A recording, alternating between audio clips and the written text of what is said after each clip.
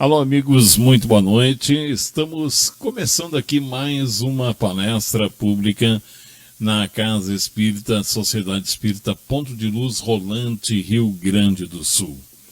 E nesta noite nós temos a honra de receber aqui o Breno Júnior, que é da Sociedade Espírita Simão Pedro, lá da cidade de Alvorada, no Rio Grande do Sul. Ele nos traz o tema Jesus, o médico das almas. Mas antes, nós vamos trazendo a nossa prece de abertura, de radiação, para esta palestra aqui na Casa Espírita de Rolante.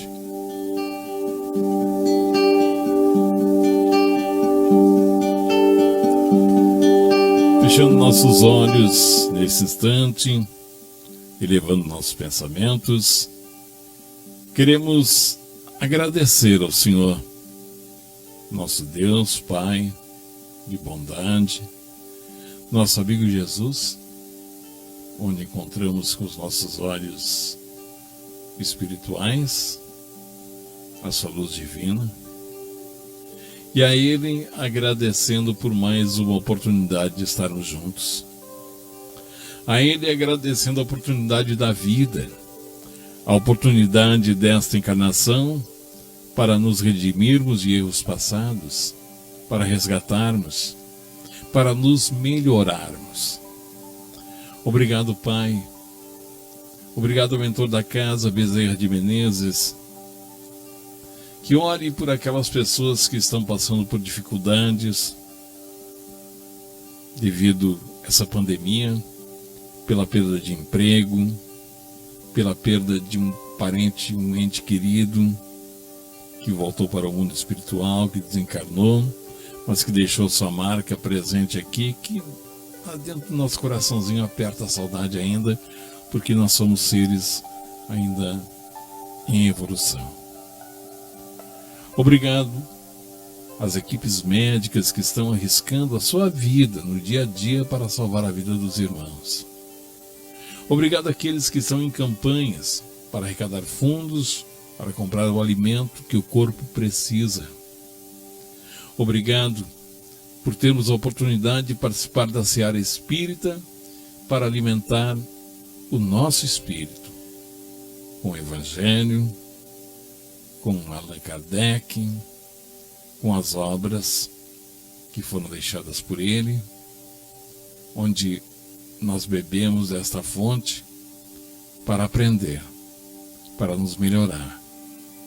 E cada lição não é para os outros, é para a gente, é para nós. Queremos agradecer pela casa, pelo alimento, pelos amigos, por podermos fazer parte de obra tão grandiosa que é o Consolador Espiritismo. Nós temos certeza que o corpo pode estar sofrendo muito com essa pandemia, com outros males, com pessoas que estão presas ao leito de um hospital. Mas também sabemos que a alma tem um médico.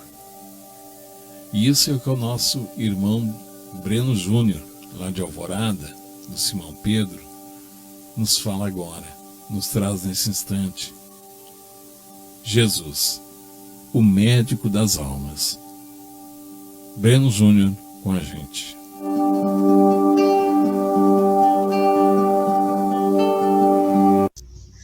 Queridos irmãos e amigos, que Jesus abençoe a todos.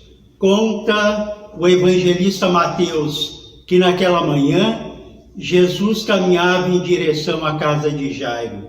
E enquanto caminhava, grande multidão seguia o mestre. Quando num determinado momento ele irá parar a sua caminhada, irá fazer aquela pergunta que pareceu estranha: quem me tocou? Ele estava rodeado de público, várias pessoas haviam tocado, mas o Cristo diz: alguém me tocou de um modo diferente, porque eu senti que saiu de mim uma virtude, saiu de mim um poder. Ele se vira e distante dele, em torno de 2 metros, encontra-se aquela senhora ajoelhada, orando e chorando. E ela irá dizer: fui eu que o toquei, porque eu tinha certeza, se eu conseguisse tocar as vossas vestes, eu ficaria curada. O Cristo vai dizer a ela: vai, a tua fé te curou. O mestre poderia ter dito diferente. Ele poderia ter dito: vai, eu te curei, eu sou o mestre, eu sou o todo-poderoso. Mas ele quis colocar à conta dela a busca da cura. E efetivamente, aquela mulher havia 12 anos doente. E a doença, quando se torna crônica, ela se torna desafiadora. Mas ela tomou, na acepção da fé, aquela possibilidade de ir buscando o mestre, se aproximando dele, conseguir a cura. E assim ocorre. O Cristo, que naquele momento produz a cura naquela irmã, ele irá promover aquela cura que se diz cura integral, a cura não tão somente do corpo físico transitório, mas do ser espiritual que todos nós somos, do ser sistêmico que somos. Ao longo da história da humanidade, nós vamos observar que sempre esteve presente aquela ideia de doença ou saúde relacionada ao corpo físico, ou doença ou saúde relacionada ao ser integral que somos, corpo físico e corpo espiritual. Tanto é assim que na história antiga vamos encontrar 5 séculos antes do Cristo a escola de Hipócrates, que dizia, em termos de saúde ou doença, não somos tão somente corpo físico, mas ser integral. Essa escola na Grécia, 5 séculos antes de Cristo, rivaliza com uma outra escola chamada Escola de Galeno, 2 anos depois do Cristo, que dizia: saúde ou doença está relacionado com o corpo físico tão somente. Então, ao longo dessa história que a humanidade se vê presente com saúde ou doença, vamos encontrar esses 2 antagonismos, essas 2 ideias, ora relacionando saúde ou doença ao ser integral que somos, ora relacionando saúde ou doença ao ser físico tão somente. Tanto é assim que quando nós nos colocamos perante alguém, perante um profissional médico, especialista, e se ele for especialista de uma partezinha muito pequena do corpo físico, ele pode ser especialista da visão, ele é um oftalmo. Ele vai examinar uma parte muito restrita do corpo físico, mas após a sua análise ele vai dizer: há aqui saúde ou há aqui doença. Ele pode ser um especialista em punho, um especialista em joelhos, e ele vai fazer a sua análise voltada a uma partezinha muito pequena deste corpo físico. Ele pode pedir uma biópsia de um grupo de células, levar ao microscópio eletrônico e dizer: há efetivamente aqui um câncer. Mas se esse profissional médico faz essa análise e chega à sua conclusão que há efetivamente saúde naquele corpo, nós não podemos que ele está totalmente isento de dificuldades. Por quê? Porque grande número, especialmente na sociedade contemporânea dos indivíduos que estão aqui na Terra, são aqueles que têm um corpo físico sem nenhuma patologia, mas têm doenças psiquiátricas, por exemplo. E ele tendo uma doença psiquiátrica, ele é o doente mais grave. E há uma estatística que refere que este doente psiquiátrico, muitas vezes, ele guarda silêncio com relação a doenças orgânicas, ou seja, ele é o doente mais grave porque é psiquiátrico, mas apesar de se alimentar mal, conviver na sociedade de um modo precário, ele guarda silêncio com relação à doença orgânica. Mas se esse indivíduo é analisado na sua parte psiquiátrica e não tem nenhuma dificuldade, na sua parte física igualmente não há, nós não podemos dizer que ele não tem problemas, porque encontramos presentemente muitos daqueles indivíduos com dificuldades na sua parte emocional. É o transtorno obsessivo-compulsivo, são as fobias, são as dificuldades todas da emoção que fazem com que esse indivíduo tenha dificuldade no ir e vir, tenha dificuldade no convívio em sociedade. E essa dificuldade representa a doença. Mas se esse indivíduo é analisado na sua parte emocional e não há nenhuma dificuldade, na sua parte psiquiátrica igualmente não há, e na sua parte física não tem nenhuma dificuldade dessa ordem, nós não podemos dizer que ele está isento de problemas, porque todos nós aqui na Terra temos aquela doença muito bem estudada, explicitada por Joana de Ângeles e o Espírito Hamed, que são as doenças da alma. Então são aquelas doenças relacionadas à violência, ao apego à materialidade, às doenças, relacionadas com o aspecto espiritual da criatura humana. Então aqui todos nós somos doentes de uma forma ou de outra forma. Se nós fôssemos escanear saúde ou doença, nós poderíamos ver na parte mais de fora do corpo físico, indo para dentro do ser, chegando até lá no corpo espiritual. E vamos verificar que nessa nossa análise do indivíduo, na sua totalidade, certamente nós vamos encontrar doenças. Porque, invariavelmente, quando nós perguntamos se a pessoa é doente, ela vai fazer referência às doenças do corpo físico. Aquela doença que faz com que o indivíduo tome um determinado medicamento ou que o indivíduo, de alguma forma, faça algum tipo de terapia. Mas a doença, ela avança muito nessa nossa análise. E se nós vamos observar doenças ao longo das últimas décadas, vamos ver que essa ideia de saúde ou doença tem se alterado ao longo do tempo. Tanto é assim que até algumas décadas atrás se tinha uma ideia muito clara que todas as doenças que nos atingem, em torno de 90% delas explicitamente, são aquelas doenças relacionadas à genética. Ou seja, o indivíduo tem os genes para determinada doença e irá desenvolver ou não a patologia de acordo com esse aspecto genético. Mas ultimamente, especialmente nas últimas décadas, temos observado que, além da genética, nós temos aquilo que a ciência moderna está nos colocando como a epigenética. O que é a epigenética? O indivíduo tem os genes para a doença, mas ele irá desenvolver ou não a patologia de acordo com o seu pensamento, de acordo com as suas escolhas religiosas, de acordo com o que fala, de acordo com o que vive. Ou seja, o indivíduo vai desenvolver saúde ou doença de acordo com aquilo que ele está fazendo da sua vida. Então, nós na doutrina espírita falamos com muita frequência que o indivíduo tem o livre-arbítrio, a livre escolha. Nós podemos, em um determinado momento, estarmos vinculados à nossa casa espírita, ao nosso lar, mas, ao mesmo tempo, a nossa escolha oportuniza com que a gente possa estar em outro local, buscando a saúde ou buscando a doença. Nós é que escolhemos onde nós queremos ou o que nós queremos. Quando nós falamos também nos aspectos de saúde ou doença, especialmente na sociedade contemporânea, vamos perceber que o pensamento, ele tem uma importância muito grande nessa situação de saúde ou naquela outra de doença. Então, aquilo que nós pensamos, muitas vezes, vai fazer com que o indivíduo se coloque nessa ou naquela posição.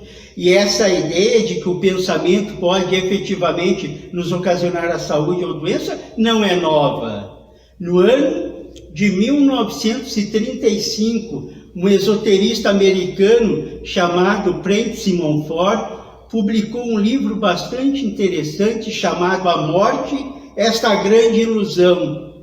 E lá no capítulo 9 da referida obra, o autor faz uma análise bastante interessante. Ele dá um exemplo. Ele diz assim, que se no momento da refeição, aquelas pessoas que estão ao redor da mesa, né, se tem ali naquela ocasião uma discussão, se tem ódio, se tem rancor, muito da dispepsia que advirão daí. O que é a dispepsia? É a má digestão. Será muito menos pela qualidade do alimento e muito mais pelo envenenamento mental ocasionado pelos pensamentos e emoções daquelas pessoas.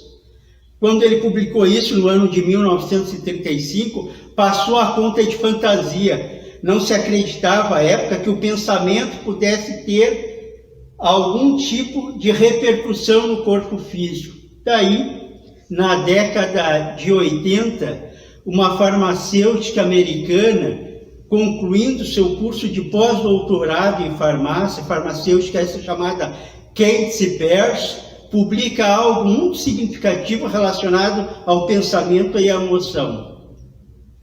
Kate Pearce, após os seus estudos, conclui que toda a emoção que o indivíduo vivencia no seu dia a dia vai fazer com que uma glândula que nós temos lá no cérebro, chamada hipotálamo, coloque na corrente sanguínea determinados peptídeos, determinados hormônios que vão fazer com que o indivíduo tenha saúde ou tenha doença.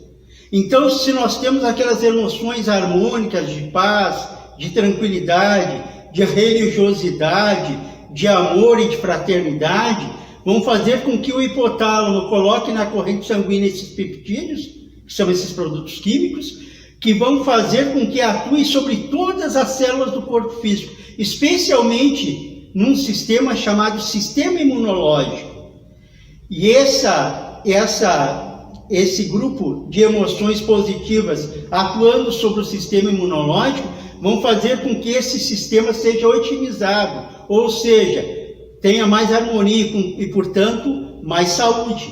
Mas, ao contrário, se o indivíduo no seu dia a dia vivencia emoções desarmônicas, raiva, ódio, rancor, medo e todas as outras, vão fazer com que o hipotálamo coloque na corrente sanguínea outro tipo de peptídeos, outros tipos de hormônios que vão desequilibrar, desarmonizar o sistema imunológico, fazendo com que o indivíduo tenha doença. Então, muitas vezes, nós vamos observar esses aspectos no nosso dia a dia, na prática. Quantas vezes alguém de nós já passou pela experiência de ter um momento de extremo estresse, de dificuldades muito grandes na parte emocional. E acontece assim, de 4, 5 dias depois dessa emoção degradante ou desarmônica, o indivíduo fica doente. Por quê? O seu sistema imunológico fica desequilibrado e ele fica muito mais suscetível de vírus e bactérias, portanto, mais suscetível de doenças. E isso hoje já é ciência. Hoje em dia a ciência está nos demonstrando que aquele indivíduo, por exemplo, que vivencia na prática a sua religiosidade, é um indivíduo que tem mais saúde. Normalmente, é aquele indivíduo que tem menos problemas de hipertensão. Não que o religioso não tenha hipertensão, ele pode ter, mas na média da população ele tem menos que o outro. Este indivíduo religioso que tem uma fé é aquele que, quando fica doente, ele vai para o hospital e ele tem alta mais cedo. É o mesmo que a doença recidiva menos, ou seja, dá menos recaída. Portanto, é um indivíduo que tem mais saúde. Então, a nossa emoção, muitas vezes, quando precária, faz com que efetivamente o indivíduo tenha maiores dificuldades no seu dia a dia. E aí nós vamos observando que quando nós falamos em emoção e falamos em pensamento, nós estamos falando da nossa sociedade atual. Dessa nossa sociedade que tem no seu dia a dia grandes desafios voltados justamente a essa emoção mais precária, que predispõe o indivíduo a dificuldades maiores. Então, este indivíduo vai buscar a saúde ou a doença de acordo com aquilo que ele está pensando, de acordo com aquela emoção que ele está vivenciando no seu dia a dia. Também cabe ressaltar que Manuel Filomeno de Miranda, através da mediunidade de Edivaldo Pereira Franco, vai nos apresentar uma série de doenças que estão presentes na nossa sociedade. Doenças essas que vão ter repercussões no indivíduo de acordo com as suas condições. Então nós observamos, por exemplo, que ele vai chamar de doenças próprias do mundo físico. É aquele indivíduo que, vivendo num mundo que é físico, tendo um corpo físico que também é dessa natureza, com o passar do tempo vai percebendo que o seu corpo vai desgastando. E com isso vem vindo as dores, as dificuldades, as doenças. É próprio desse mundo onde nós estamos. Então, por exemplo, quem passou já dos 40 anos, eu passei há muito tempo disso, né? A gente fica um pouco em pé, o caminho começa a doer os joelhos, começa a doer os tornozelos, a coluna dói. E se a gente for ficando mais tempo por aqui, mais dores vão se apresentando. Mas tem aquelas doenças bem interessantes que ele chama de doenças depurativas. O que são as doenças depurativas, no dizer de Manuel Filomeno de Miranda? São aquelas doenças que, dada a sua agressividade, dada a sua intensidade, fazem com que destrembelhe o corpo físico e o indivíduo retorna ao mundo espiritual. Quando bem trabalhado essa doença, ele retorna em melhores condições, porque muitas das suas mazelas ficam aqui, são drenadas para cá e ficam aqui no corpo físico. Ele volta espiritualmente em melhores condições, quando bem trabalhadas nessas patologias. Mas o exemplo típico e clássico dessa doença depurativa seria o câncer, por exemplo, né? Mas nós temos aquilo que ele chama, Manuel Filomeno de Miranda chama, de doenças auxiliares. O que são as doenças auxiliares? São aquelas doenças promovidas pela espiritualidade superior para que a gente tenha saúde. Olha só, parece um paradoxo, né? Doenças promovidas pelos bons espíritos para que a gente tenha saúde. E dou alguns exemplos para vocês. É muito comum, após acontecer algum acidente aéreo, por exemplo, 4, 5 dias após o acidente, onde todas as pessoas desencarnaram em função daquele acidente, alguém dizer o seguinte: eu era para estar naquele voo, mas fiquei doente e não pude embarcar. Era a espiritualidade tirando aquele indivíduo daquele acontecimento. Ele não estava enquadrado para passar pelaquela problemática. Nós vemos também muitas vezes nos desastres coletivos, os indivíduos são retirados daquele momento justamente porque não terem necessidade de passar por ali. E nós temos um exemplo bastante interessante, né, dessas doenças auxiliares, porque ocorreu na casa espírita. Aquele nosso irmão espírita, que era, né, profissional do volante, ele dirigia um ônibus, ele, num determinado momento, tinha que renovar a sua CNH. E ele já tinha dificuldade num dos olhos. Ele tinha dificuldade em ver. Ele, então, num determinado dia, foi lá fazer um exame, um oftalmo, não é? O exame lá do Detran, o oftalmo do Detran examinou aquele nosso irmão e disse: olha, infelizmente não tem mais condições de trabalho, eu vou reprovar, né? O que ele fez? Ele procurou consultar um outro oftalmo, né? Refez os óculos e foi para análise com o mesmo oftalmo lá do Detran. O médico examinou ele de novo e disse: olha, eu vou ter que te reprovar. Ele disse: mas doutor, eu refiz os óculos. Não tem mais condições. Daí ele teve uma ideia interessante. Ele procurou descobrir o endereço do consultório particular daquele médico lá do Detran. Pagou a consulta, foi lá nele, o médico examinou, refez os óculos e ele voltou para o teste com o mesmo médico. Chegando lá, o médico examinou e reprovou ele. Mas ele disse: doutor, o senhor está reprovando algo que o senhor mesmo fez. O médico ficou muito constrangido, mas reprovou ele. Daí esse nosso irmão, na casa espírita, foi para o atendimento espiritual da casa, muito triste, disse, olha o que os obsessores fazem, e começou a contar o que tinha havido. Daí o orientador disse assim, não foram os obsessores que fizeram, fomos nós que fizemos. Tu já não tinha mais condições para dirigir. Olha a tua responsabilidade em dirigindo o ônibus com as pessoas que lá estão, né? Então nós preferimos te tirar de qualquer acontecimento mais infeliz. Então nós promovemos essa situação. Essas são as doenças auxiliares. Emmanuel, através da mediunidade de Francisco Cândido Xavier, no livro extraordinário chamado O Consolador, irá estabelecer um conceito de saúde bem interessante. Vai dizer o benfeitor amigo, saúde é a perfeita harmonia da alma.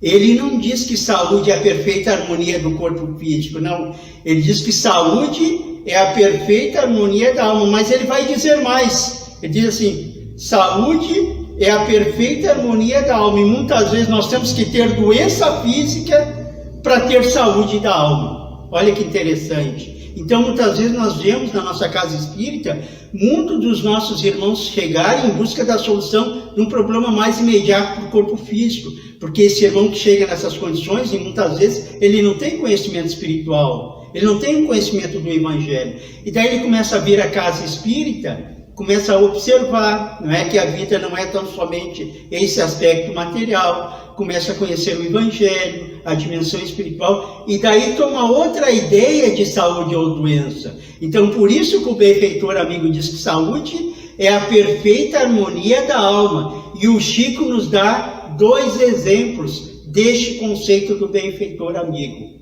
Vai dizer o Chico daquela nossa irmã, que oportunamente, acompanhada pelo seu filho adolescente, vai procurar o Chico em Pedro Leopoldo, muito triste e aflita. Ela diz, Chico, o médico me diz que vão ter que amputar as pernas do meu filho, ele está com gangrena. O que a espiritualidade pode dizer sobre isso? O Chico pensou um pouco e disse assim, minha irmã, se o médico quer amputar as pernas do seu filho, siga a recomendação médica. Mas, Chico, o meu filho é cego, surdo, mudo e não tem os braços, agora ele vai ficar sem as pernas. E o Chico diz assim para ela, minha irmã, esse teu filho, nas últimas 10 encarnações se suicidou. Então ele está criando um automatismo para o suicídio. E aí nessa encarnação, apesar de ele ser cego, surdo, mudo e não ter os braços, ele já está pensando um modo de encontrar uma ponte e se jogar para lá. Então, para ele, a amputação das pernas é o remédio, porque daí ele vai ficar na cama e não vai ter como se suicidar. E ele implorou, antes de vir para essa vida, que não deixasse se suicidar. Então, para ele, o remédio é mais doença. Para ele, espírito. Mas o Chico nos traz um outro exemplo bastante interessante. Daquele nosso irmão que hoje é um trabalhador conhecido no Brasil inteiro. Um expositor espírita. Ele, quando bem jovem, procura o Chico em Uberaba e diz assim, Chico, eu estou muito mal. E o Chico, naquela simplicidade dele, mas tu vê, meu irmão, né, eu tenho glaucoma, eu tenho problema cardíaco, mas Chico, o médico diz que eu vou morrer. Mas, meu irmão, todos nós vamos morrer, meu irmão. Mas, Chico, o médico diz que a minha vida está por um fio. O Chico parou um pouquinho, olhou para ele e disse assim, mas o médico diz que fio é esse? Se é um fio de algodão, um fio de nylon ou um fio de aço? Porque a espiritualidade que está aqui junto de nós está me orientando a te dizer, trabalha no bem que nós engrossamos esse fio. Trabalha no bem, sai de dentro de si em favor do outro. E quando nós falamos em saúde ou doença, buscamos especialmente no Evangelho do nosso Mestre, Evangelho de Lucas, aquela passagem que nos mostra a grandiosidade deste conceito de saúde ou doença, aquela então que refere àquela manhã radiosa em que o Cristo chega na cidade de Jericó. Naquela cidade de Jericó existia um cego chamado Bartimeu, que vivia à beira do caminho pedindo esmola. E aquele cego, então, em percebendo a chegada do Cristo, apesar de ser cego, ele, pelas vias interiores da sua sensibilidade, percebe que está em presença daquele Messias anunciado séculos e séculos antes pelos profetas. E como sempre acontecia quando Cristo estava em sociedade, em público, ele estava acompanhado de grande multidão. Então Cristo chega naquela manhã em Jericó. Bartimeu está jogado lá, o Cristo vem passando e ele percebe que está em presença do Rabi. Ele então grita: Jesus, filho de Davi, tende misericórdia de mim. E o Cristo vai passando. Jesus, filho de Davi, tende misericórdia de mim. E o Cristo vai passando e ele grita mais alto: Jesus, filho de Davi, tende misericórdia de mim. Os discípulos do mestre vão até aquele homem e vão chamar sua atenção: para de incomodar o mestre. Jesus percebe aquilo e para a sua caminhada. E aí é muito interessante essa passagem, porque tem um aspecto psicológico assim grandioso. O Cristo para, rodeado de grande multidão. Lá adiante está Bartimeu, que é cego, está jogado lá adiante. E o Cristo para atendê-lo. O que seria, mais fácil, vamos dizer assim? O que seria o normal acontecer? O Cristo chegar até aquele homem e ajudá-lo. Mas o Cristo não faz isso. O Cristo chama Bartimeu. Olha o sentido psicológico disso.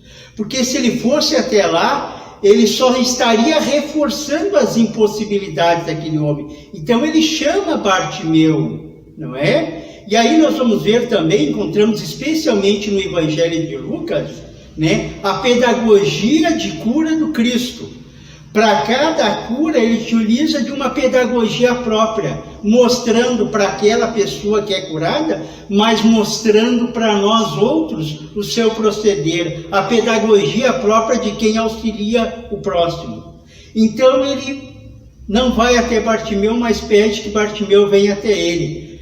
E aí a descrição de Lucas é magnífica. Ele diz assim: Bartimeu levanta, tira de si a túnica e vai em direção à multidão. Olha o sentido psicológico disso. Vai dizer assim: Bartimeu levanta, dizendo com isso que quando nós estamos doentes, nós não devemos ficar atirados, jogados à própria sorte. Nós temos que reagir, nós temos que buscar. Então Bartimeu levanta, tira de si a túnica. O que é a túnica? A túnica é aquilo que me esconde, que não me mostra. Quando ele tira, ele se mostra qual efetivamente ele é. Um homem semelhante a nós outros, com as suas dificuldades, com a sua precariedade emocional, e ele vai em direção à multidão. Que multidão é essa? É a multidão da sua baixa estima, é a multidão das suas dificuldades emocionais, e ele se coloca frente a frente com o mestre. Se ele enxergasse, se ele tivesse visão, ele estaria olhando nos olhos do Cristo, mas ele é cego. E é interessante que ele se coloca lá em Jericó, frente a frente com o mestre. Mas nós temos um outro evangelho, que é o Evangelho de Mateus, numa outra passagem que o Cristo está em Jericó, que nós vamos ver algo semelhante. E é interessante também ressaltarmos que no Evangelho do Cristo, no mínimo em 4 ocasiões, nós vamos encontrar a comparação entre essa cidade de Jericó e a cidade de Jerusalém. Porque Jerusalém ficava mais ao alto. A distância entre Jerusalém e Jericó era em torno de 25 quilômetros. E Jerusalém era a cidade dos templos, era a cidade religiosa. Já Jericó, uma das cidades mais antigas da terra, era uma cidade mercantilista, portanto, uma cidade material, vamos dizer assim, não é? Nós vamos encontrar então essa outra passagem aí de Mateus, em que o Cristo também chega à cidade de Jericó. E vai contar Mateus que em Jericó existia um outro homem, conhecido de todos nós, né? Chamado Zaqueu, publicano. Zaqueu era um publicano, um coletor de impostos, um homem que enriquecera, né? Cobrando impostos, portanto ele era um funcionário público de Roma, e ele sofria naquela sociedade de Jericó um preconceito muito grande, era muito mal visto, né? Zaqueu naquela sociedade. E Zaqueu, vendo que o Cristo estava chegando à cidade, e sabendo que ele iria passar por determinado local, ele sendo um homem de baixa estatura, ele procurou subir numa árvore para ver o mestre. Ele sobe lá, e quando o Cristo está passando por aquele local que ele estava, o Cristo olha para cima e diz assim: Zaqueu, dá-te pressa em descer daí, porque hoje eu vou me hospedar na tua casa. E ficou sem compreensão para as pessoas, porque as pessoas comentaram assim: mas tanta gente boa na cidade vai ficar logo na casa de Zaqueu? E no momento que o Cristo diz: Zaqueu, dá-te pressa em descer daí, está dizendo por outras vias: dá-te pressa em descer das suas ideias materialistas, dá-te pressa em descer do teu apego material, vem para cá conosco. E Zaqueu desce rapidamente lá e se coloca perante o mestre. E ele vai se colocando e se justificando para Jesus. Vai dizer Zaqueu: Senhor, eu procuro dar metade dos meus bens aos pobres, e se eu erro com relação ao outro, eu pago em dobro. Ele já conhecia o Código de Defesa do Consumidor, artigo 111. Zaqueu já praticava aquela época. E daí o Cristo vai dizer para ele algo interessante que diz em várias outras passagens: eu vim não só para aqueles que têm saúde, mas eu vim para os doentes, né? Agora, no Evangelho de Lucas, o Cristo está perante Bartimeu, frente a frente com Bartimeu, e o Cristo irá fazer aquela pergunta mais estranha de todo o Evangelho, mais estranha. O Cristo olha para Bartimeu e diz assim: Bartimeu, que queres que eu te faça?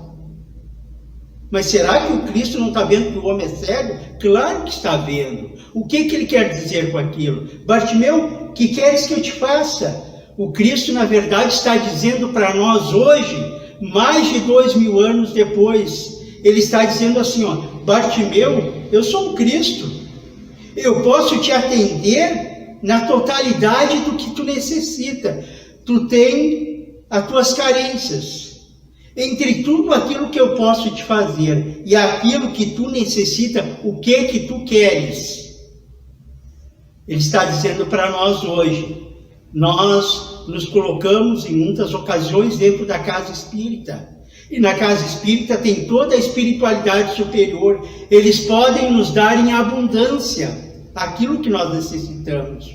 Cada um de nós tem as nossas carências. Entre tudo aquilo que a espiritualidade pode nos dar e aquilo que nós necessitamos, o que nós queremos, nós é que sabemos. Porque se eu me coloco na casa espírita, no momento do passe, por exemplo, mas eu me coloco lá não acreditando em nada do que está ocorrendo ali, eu vou receber nada ou quase nada. Se eu estou na casa espírita, mas pensando no que eu perdi lá fora para estar ali, eu vou receber nada ou quase nada. Mas ao contrário, se eu me coloco ali com fé, se eu me coloco ali com confiança, eu vou receber em abundância. Eu é que decido o que eu quero. Era isso que o Cristo estava a dizer para Bartimeu: Bartimeu, que queres que eu te faça? E aí Bartimeu foi muito esperto. Ele disse: Senhor, eu quero voltar a ver. E olha que interessante que ele diz: eu quero voltar a ver. Ele não diz que queria enxergar, porque ver e enxergar são coisas diferentes. Nós enxergamos quando essa luz bate no cristalino, vai a informação pelo nervo óptico numa região do cérebro chamada occipital. Daí nós enxergamos. Ver é muito mais que isso. Ver é perceber a realidade espiritual na nossa vida. Ver é perceber que nenhum de nós é um coitadinho que está aqui na terra jogada à própria sorte. Não, nós temos Deus e sua justiça junto de nós. Então, quando ele diz que queria ver, o Cristo impõe as mãos e ele recobra a visão, né? E ele vai dizer para o Cristo, ele vai dizer para Bartimeu aquilo que ele já tinha dito para o Cristo no início da nossa conversa. Vai, a tua fé te curou, a tua fé te curou. Joana de Ângeles irá fazer referências a essa passagem de Bartimeu, né, num livro chamado Homem Integral, através da mediunidade de Divaldo Pereira Franco. Vai dizer ela que o Cristo que esteve entre nós não curou todas as pessoas que cruzaram o seu caminho, mas para todas aquelas pessoas e para nós hoje, ele colocou o norte, o caminho da cura, que é o seu Evangelho. É na vivência do Evangelho do Mestre que nós realmente buscaremos a cura. E aí nós estamos falando da cura não tão somente do corpo físico, mas do ser integral que todos nós somos. Porque muitas vezes, nós que estamos aqui, somos aqueles que não percebemos a importância do Evangelho na nossa vida. Porque o Evangelho é a presença do Cristo junto de nós. É como diz na Boa Nova, né, Humberto de Campos, através da mediunidade de Francisco Cândido Xavier, que naquela tardinha, né, na Casa do Caminho em Jerusalém, Simão Pedro, aquele grande trabalhador da primeira hora, estava bastante aflito, porque o trabalho naquela instituição era muito e os trabalhadores pouco. Aliás, como vivemos presentemente aqui na Terra, muito trabalho, poucos trabalhadores. E ele se vê aflito, dada a sua responsabilidade. E na sua aflição, ele busca a oração. Né? E na oração ele pensa naquele mestre que já tinha retornado à espiritualidade, mas que deixou aquele modelo de grande guia, não é? Que conduz ao longo dos séculos a nossa humanidade. Então Simão Pedro pensa naquele nosso querido Rabi e começa a orar, mas a sua oração é tão sentida, é de tanta emoção, que as lágrimas correm do seu rosto. Quando Simão Pedro abre os olhos, quem é que está na sua frente? O Cristo. Jesus está perante Simão Pedro. E o Cristo irá orientar aquele trabalhador ponto a ponto nas suas dificuldades. Mas o principal da orientação do Cristo, ele vai dizer para o final, ele vai deixar ao fim. Porque ele vai orientar Simão Pedro e vai orientar nós outros. Vai dizer o Cristo: Simão, toda vez que você quiser a minha presença, toda vez que você quiser me ouvir, recorda-te, Simão, que eu estou no Evangelho. Me busque no Evangelho. Então, toda vez que nós quisermos efetivamente o Mestre junto de nós, vamos buscá-lo no Evangelho. Ele se encontra ali para nos atender nas aflições do dia a dia, pensando especialmente neste momento de tantos desafios que a nossa humanidade está atravessando. Vamos fortalecer essa vinculação com os postulados do Evangelho do Mestre. Vamos fortalecer o nosso bom pensamento, a oração, buscando com isso o subsídio maior para a nossa tranquilidade. Muita paz a todos.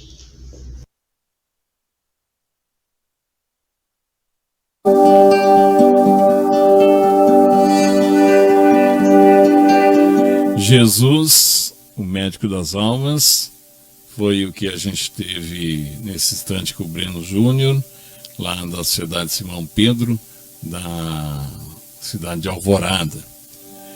E nós vamos, por encerramento, uma prece, uma mensagem que diz o seguinte: não temo o envelhecimento e a morte.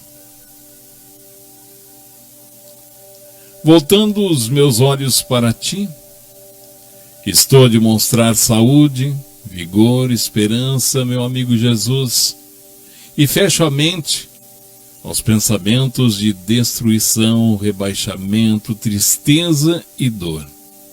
Não vou pensar nisso. Ainda que o corpo demonstre muitas vezes cansaço, muitas vezes doença, reconheço-me como ser espiritual, como espírito eterno, que não é pó da terra. Estou a preparar resplandecentemente luz interior e por isso recuso-me a aceitar a decadência, os maus pensamentos, que contraria aos teus planos, meu Deus, aos teus planos, amigo Jesus. A natureza se renova a cada dia e o sol surge revigorado no horizonte, distribuindo vida e saúde para todos nós. A noite chega e brilham as estrelas, na tua obra estão a beleza, a eternidade, o amor e a luz perenes. Sou uma dessas, tuas criações, e estou também a caminho do aprendizado, do aperfeiçoamento, revestido de luz, de vida e de paz. E assim penso do meu levantar até o dormir, e reconhecido a ti, vou me firmando na esteira da felicidade, na esteira da evolução. Por isso eu digo obrigado, gratidão por esta oportunidade. Obrigado ao Breno por nos ensinar mais uma vez, por nos lembrar que Jesus é o médico das almas. Ele não veio para os sãos, ele veio para os doentes. E que possamos emanar pensamentos positivos a todos aqueles que estão adoentados, acamados, com fome do corpo físico, com fome do espírito, de um abraço, mesmo que virtual, do dizer eu te amo. Porque a vida é uma viagem de trem. E nesse trem há muitas paradas, muitas descidas, muitas idas e vindas. E assim é a nossa vida. Obrigado a você que esteve com a gente.